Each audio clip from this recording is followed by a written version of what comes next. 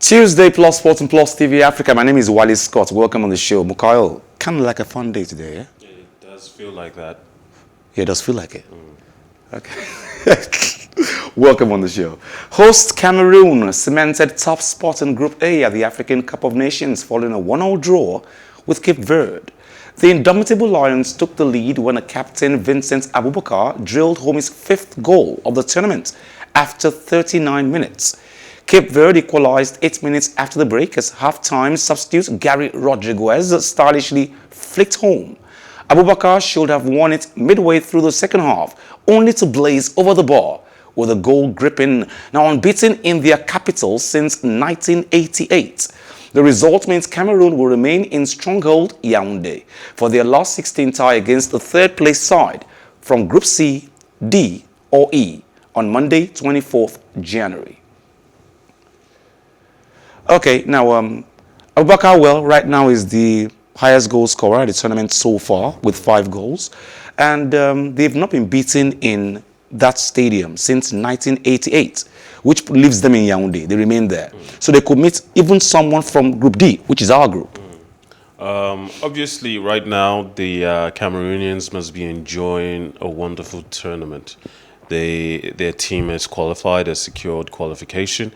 And, you know, you go back to the good old days of the powerhouses in Africa, Nigeria being one of them, Cameroon, Cote d'Ivoire, and obviously Ghana. These were the 4 powerhouses. Cameroon always put up quite a show.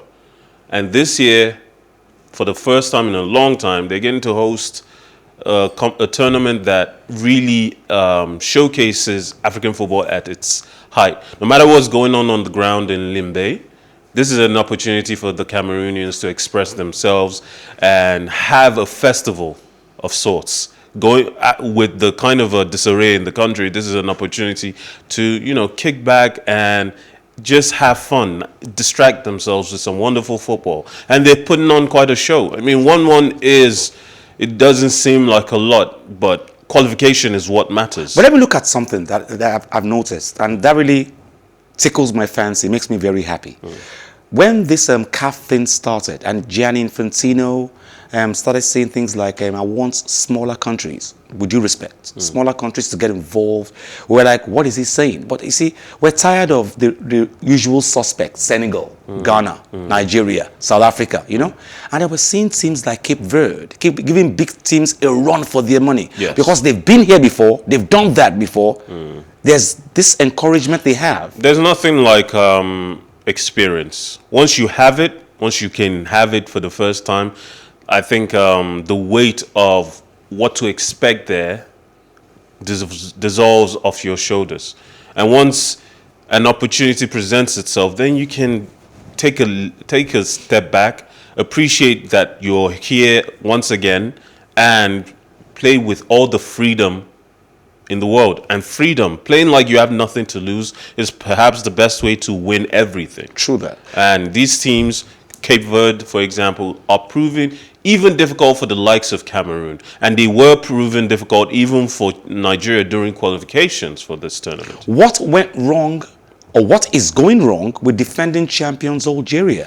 I don't know. Maybe it's fatigue, champions fatigue.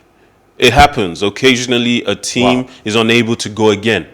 I know it takes 2 years to come back and prepare for the tournament again.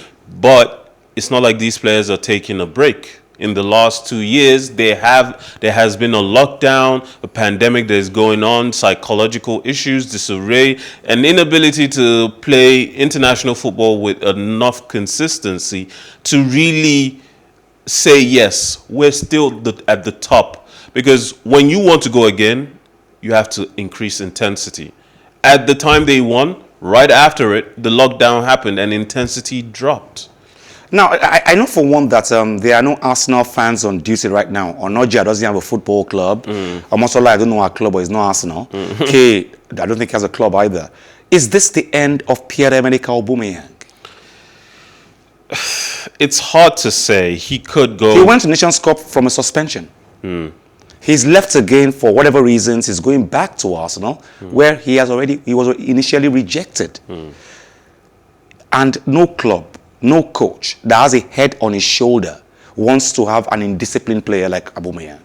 Well, even in Cameroon, he was said to have gone to a club, came back at 5 a.m. with 2 other players unnamed with 3 girls. Come on. You know, at his age, knowing what the rest of his career could hold, as limited as the time is on his fading career, he might step up, rediscover his discipline, and find a way to be the player that we all think he can be. But don't forget, in football, talent matters even more than discipline. You look at the stories that have come out in recent years about Dembele in Barcelona coming late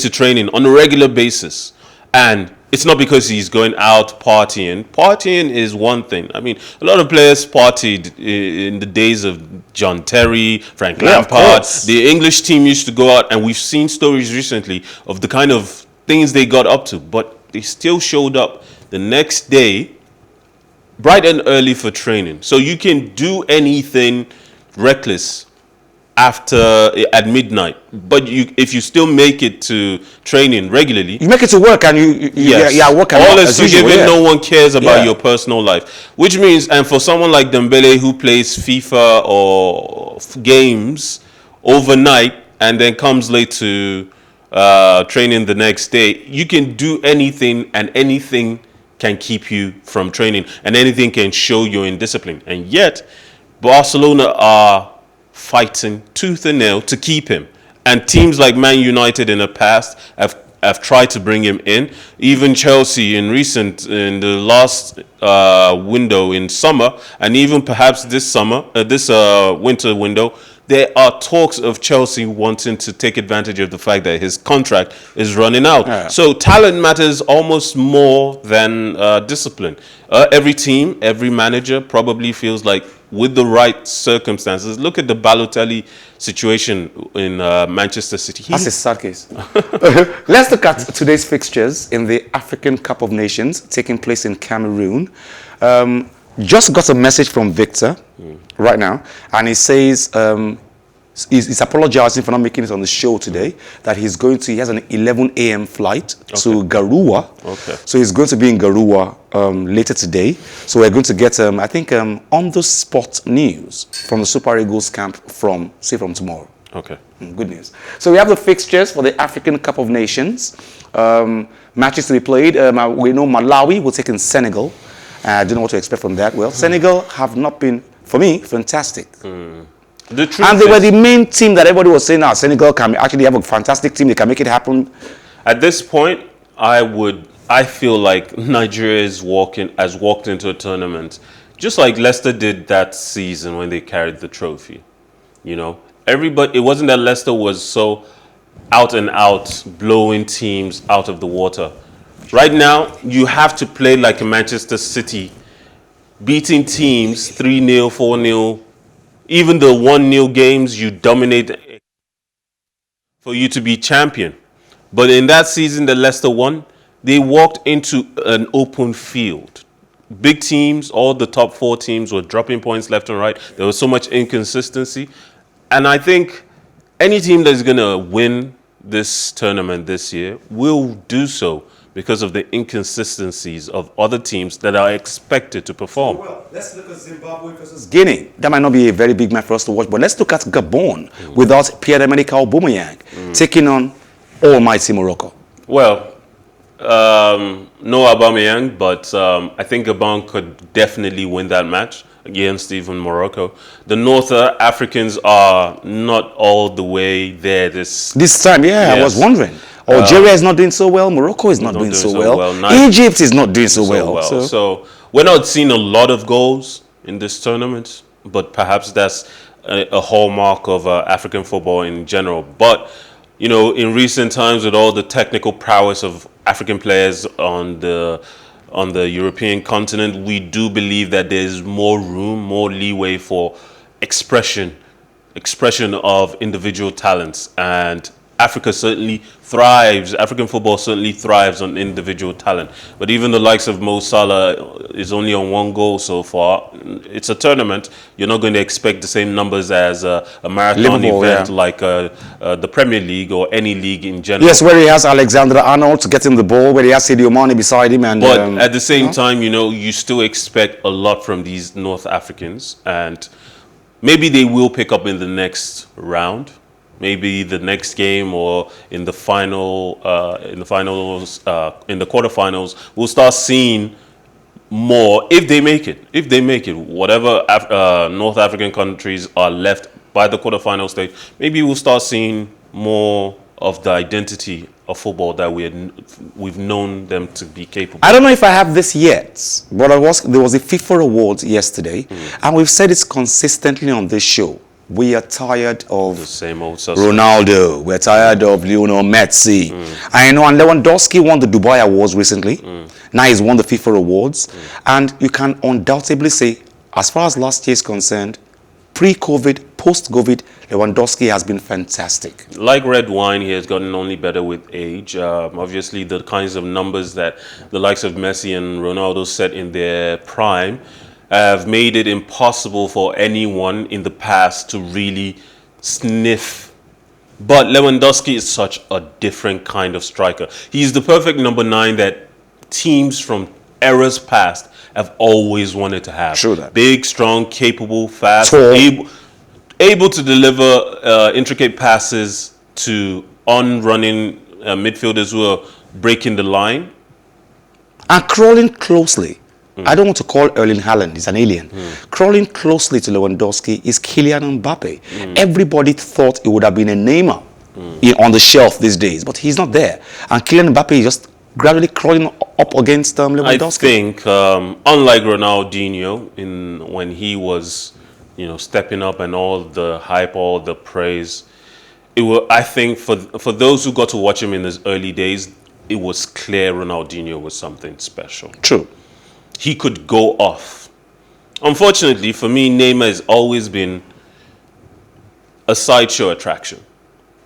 No offense to him. I think it's a fluke, though. No offense to him. He is. I think right now he's the highest goal scorer for his country. Yeah, But, yeah. But I feel like he was young. The team was set up to ensure that he thrived. They utilized his best abilities to the benefit of the country, to the benefit of the team, and now he has that record.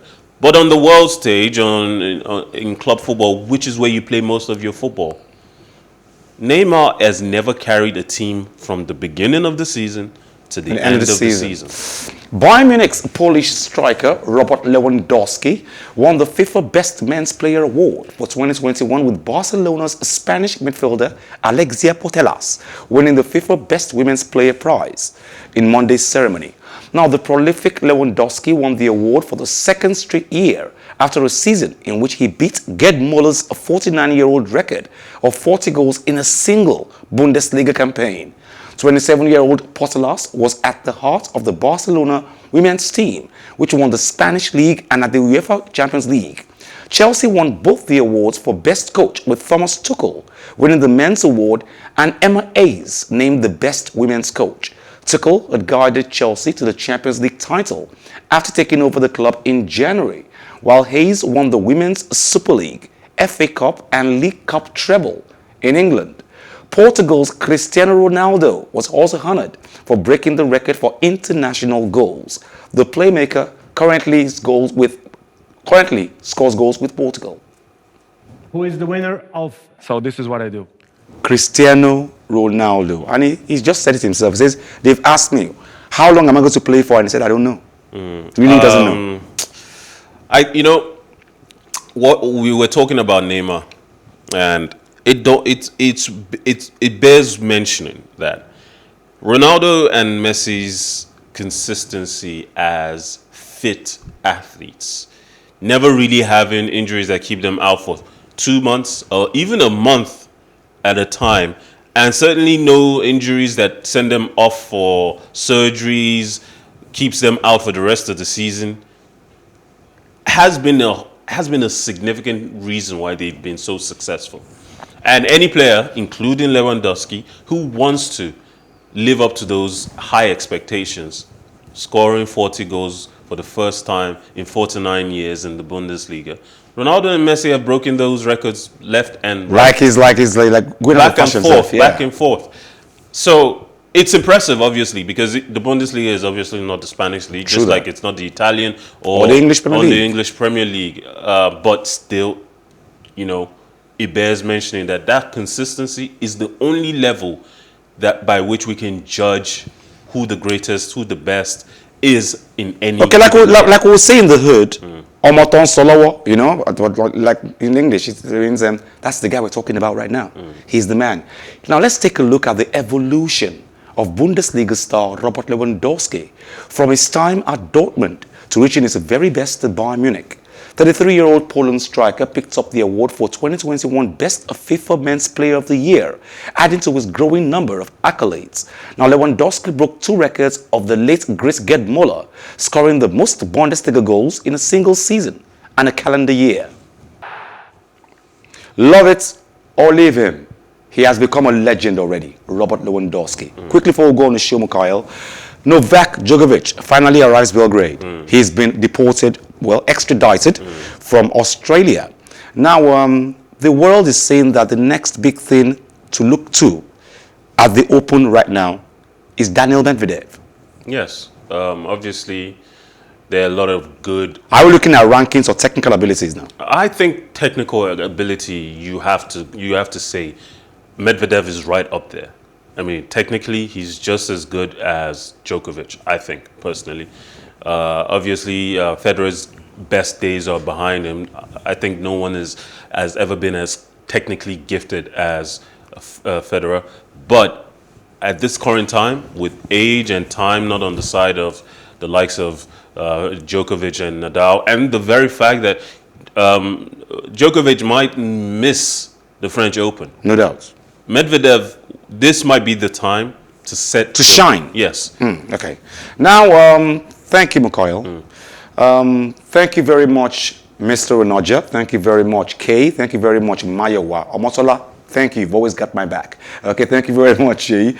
Okay. Join us in time tomorrow, same station, Plus Sports and PlusTvAfrica. I'm leaving you with tennis, the US Open. Of course, they say Medvedev is the favorite to win this one since Novak Djokovic was extradited from the Australian Open. My name is Wale Scott. Like I always advise you at the end of every show, if not for anything, at least for your heart, do some sports.